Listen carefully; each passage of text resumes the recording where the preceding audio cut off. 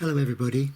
I was asked recently about how I set the balance chain on my CB250N, and as I found the automatic tensioner wasn't working.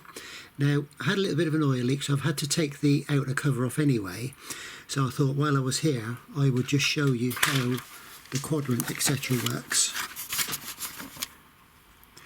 What we've got is, we can see we have a bolt or a peg through a slide-in shaft and a nut here. Now when you adjust the actual balance shaft on this, the idea is to undo the nut, and the spring tension which is built in will move this quadrant, I'm not sure which way it'll be, to take up the slack in the chain. Mine isn't actually doing that, so what I had to do is I had to undo that. And if you look inside there, it's a little bit awkward this because I need room to put the torch in. You can see the chain in the background there, okay, running diagonally across. Now what I did is I put a little screwdriver on there and I just moved it up and down. There was quite a lot of movement on that, and I adjusted that quadrant, moved it up and down till I took up most of the slack. I'm just going to see if I can prop the light up so as we can see what I'm doing here. So that's the diagonal chain I'm talking about there. What I did is I put a screwdriver in. A bit awkward doing this because I can't see because the light's in the way. Just move it about so as I can see a little bit better. There we go. And I just made sure I took up, there was quite a lot more slack than that, so I took up that slack. That moves a little bit more, it's just it's a bit awkward position where I'm doing it from here. And I took up most of the slack in the chain there, and I found that actually fixed it. I'm not sure exactly how much movement there should be there, but there's a little bit there. I didn't want it too tight. The other thing about the adjuster is the quadrant position. So the quadrant shaft itself, this is the quadrant shaft itself, I don't know if you can see it on here, but at the 12 o'clock position there is a small indent, like a little centre punch mark. Now if you cannot get your adjustment by moving this whichever way it needs to go, if say it needs to go down and that hits against this before the chain is tensioned, what you need to do is undo both these bolts, nuts, take them both off, and you lift the actual quadrant off this shaft and move it round. It's on splines, and you put it back on. Now when you move that round, this will move round at the same time.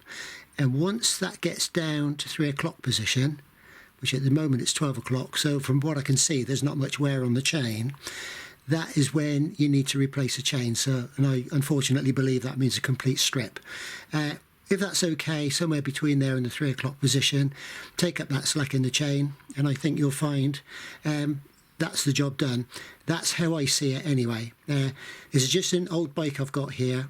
If I do actually do any damage to it, all right, I don't really want to strip it down, but I'm quite prepared to do it. So this is a bit of experimentation, being as the automatic tensioner's not working anyway. It runs all right like that though. I've had to take the casing off again because I had a small oil leak down the bottom, and I wanted to replace the oil seal in the tacho drive, which I'm just going to show what I actually did to do that. I also had an oil leak from this tacho drive. The oil used to seep up both sides and come out where the base of the cable was. So I thought while I'm at it, I'll replace the tacho drive oil seal. Now I wasn't sure how it came out, so as I had the cover off anyway, I could see in here, I'm not actually going to take it off again, this here obviously is on a shaft at the bottom, and I found I couldn't pull it out from the top because I was frightened of damaging it, but if you put a small screwdriver in between the end there and just twist it, it pushes the shaft up, and then when it gets up so far you can just actually get hold of the tag and pull it out. This actual aluminium ring there comes out separately, and that just allows it to pull out completely. Just underneath the shaft there's a washer, and underneath that is the oil seal, so you just pull the old one off, put the new one back on, push the shaft back in, and then I found I had to tap this back into place. I've not tried it yet, hopefully it's okay. I do have another oil seal just in case I've got to do it, but I do believe actually that if I pull on that shaft there, the whole assembly will come out anyway. I don't have to take the cover off again, but that's my assumption.